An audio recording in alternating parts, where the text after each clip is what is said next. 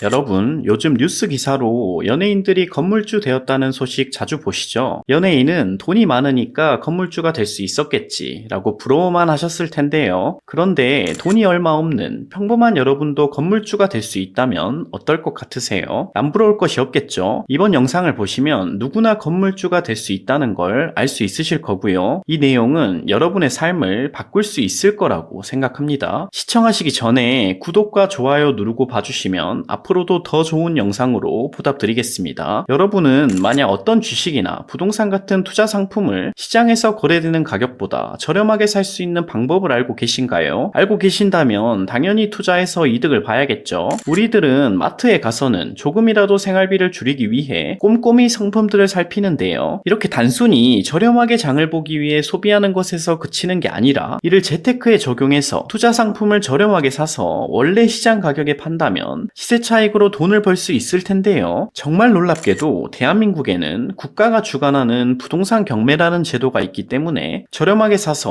원래 가격에 팔아 시세 차익을 남기는 투자 방법이 가능합니다. 이번 영상을 보시면 경매를 활용해 시세 차익을 남겨 돈을 버는 것뿐만 아니라 누구나 건물주가 될 수 있다는 점을 확실히 알아가실 수 있으실 거예요. 저는 대학교 졸업 후 사회에 첫 발을 내디뎠을 때 학자금 생활비 대출 2,100만원과 중고차 구입을 위한 1,500만원 대출 총 3,600만원의 대출을 안고 회사 생활을 시작했습니다. 항상 돈에 대해서 갈증을 느끼면서 살다 보니 남들보다 조금은 빠르게 재테크의 필요성에 대해서 깨달을 수 있었는데요. 회사 입사 후 재테크 투자 공부를 시작할 때 저에게 두 가지 고민이 있었습니다. 첫 번째로 사회초년생이다 보니 생활비를 제외한 저축 가능 금액 월 150만원으로 할 수 있는 투자가 뭐가 있을까 였고요. 두 번째로 투자를 한다면 리스크가 낮고 가능한 빠르게 돈을 불려나가는 재테크 방법을 찾고 싶었습니다. 오랜 기간 여러 재테크 방법을 연구하던 끝에 저는 부동산 경매를 발견할 수 있었는데요. 부동산 경매는 제가 고민하던 투자금 부족과 안전하고 빠르게 돈을 불려나가는 투자 방법 둘 다를 만족하는 재테크 투자 방법임을 알 수 있었습니다. 부동산 경매에 대해 처음 알게 되었을 때에는 정말 충격 그 자체였는데요. 뿐만 아니라 경매를 활용하여 투자해 수익을 얻었을 때에는 이게 정말 가능하구나를 깨달을 수 있었는데요. 이번 영상을 잘 보시면 평생 돈 벌 수 있는 부동산 경매에 대해서 알아가실 수 있으실 겁니다.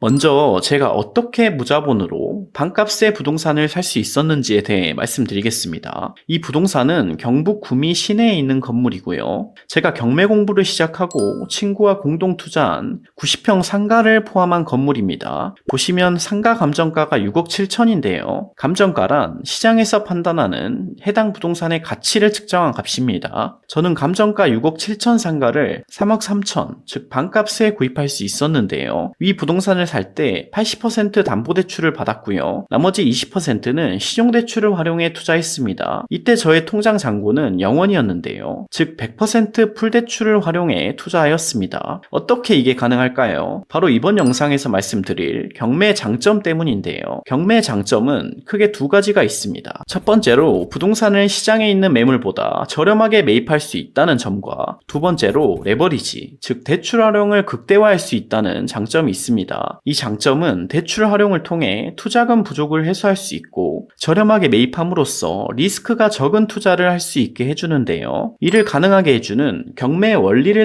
살펴보겠습니다. 경매는 먼저 해당 부동산에 대해서 감정가와 입찰가를 결정하고요. 이를 바탕에 공개적으로 입찰을 받아 매각하는 방식입니다. 경매를 진행할 때 최저 입찰가 이상으로 적어내면 되는데요.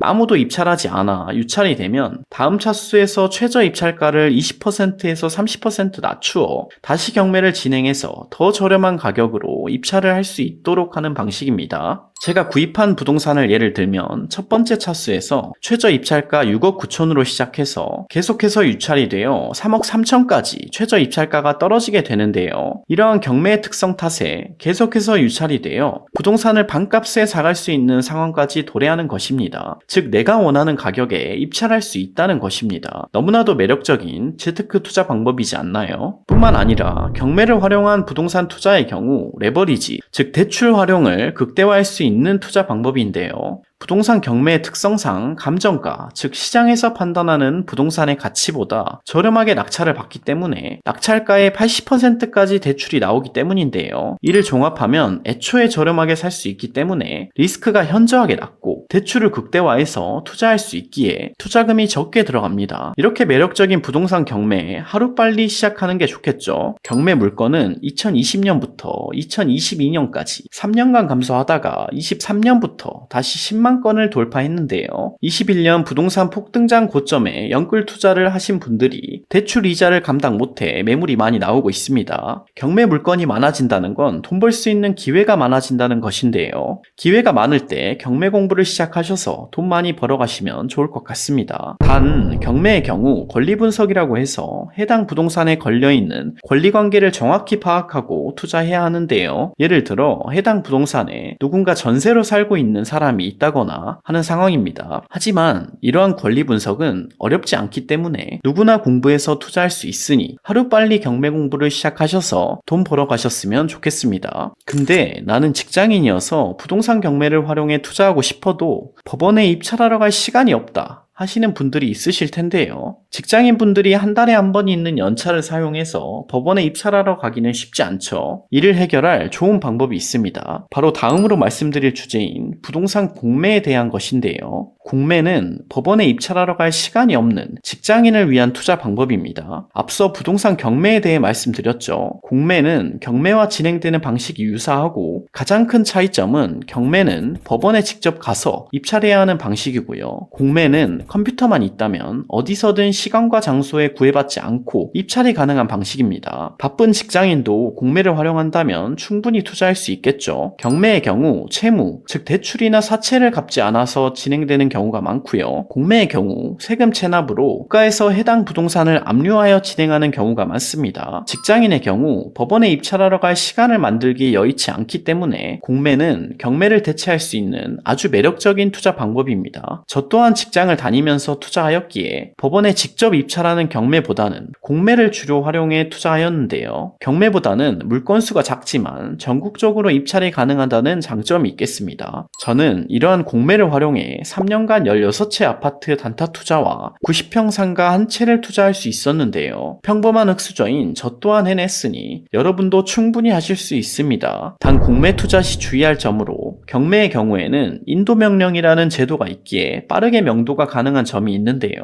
명도란 해당 부동산의 점유를 넘겨받는 것을 뜻합니다. 공매의 경우 명도 협상이 결렬되었을 때 명도 소송을 통해 명도를 진행해야 한다는 점이 있겠습니다. 이 부분은 단점이 될 수도 있지만 동시에 장점이 될 수도 있는 부분인데요. 공매의 경우 상대적으로 경매보다 명도가 까다롭다는 편견이 있기에 그만큼 경쟁자도 줄어든다는 장점이 있습니다.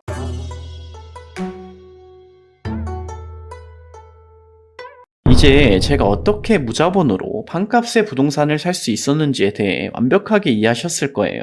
뿐만 아니라 여러분도 경매를 활용해 부동산을 저렴하게 사서 돈을 벌 수 있겠다라는 확신이 드셨을 텐데요. 재테크를 어떻게 해야 할지 고민하시는 분들은 이번 영상을 통해서 경매를 활용해 더욱 안정적으로 부동산 투자를 해 나가실 수 있기를 바랍니다. 지금까지 영상 봐주셔서 감사드리고요. 다음 편에는 제가 투자한 상가물건 리뷰 시리즈 3부로서 상가투자 물건 입지 분석 및 상가 투자 시 주의사항에 대해 말씀드리겠습니다. 앞으로도 김선비 부동산을 보고 싶으시다면 구독과 좋아요, 알림 설정 부탁드리겠습니다. 지금까지 김선비 부동산이었습니다. 감사합니다.